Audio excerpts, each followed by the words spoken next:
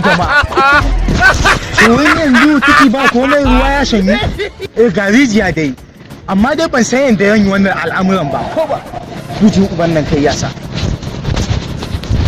To yanzu wannan lamari ma na duniya to yo ni wannan lamari ma zai yi.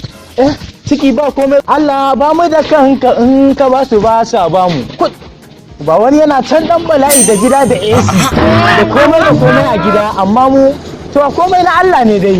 To wallahi komai na Allah ne. Suna can da AC sai dai a kunna haya ha yanda ka san me to a komai na Allah ne arziki nufin Allah ne sai Salamu alaikum. Mu alaikum salamu. Me kake da ruwan nan?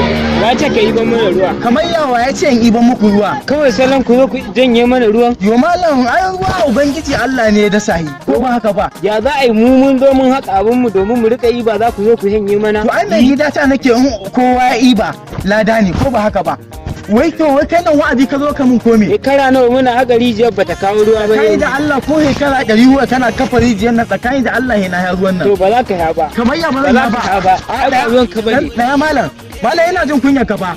Wallahi tallahi ba dan naga wannan inan ya hula ba wallahi na wula ka rijiyar. Wannan hula kake ginewa?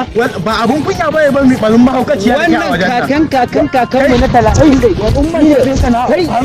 Shekara 788 kenan muna haƙa rijiyar nan bata kawo ruwa ba sai kuma za ka zo ka eme mana to baka isa ba. To malam da haka ji.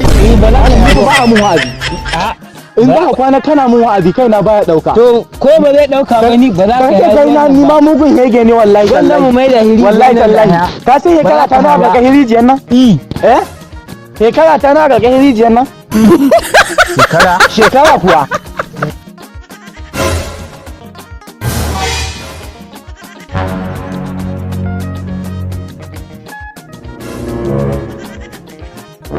Wai aboki na ɗazurin ku kai da wani tsoho kuna rigima wani ɗan iskan tsohon. Wallahi wai ka gani nan ubangiji Allah ya dasa ruwa a rijiya. Ka san girman Allah ba dan tsoho bane ba da na zubar da dan shegiya. Wai ma ubangiji Allah ya dasa a rijiya ba za mu sha ba. Shege munafiki mu wannan tsoho ne. Wallahi tallahi. Wai ba zai ban nan sha ruwa ba. Wallahi ya musu ruwa.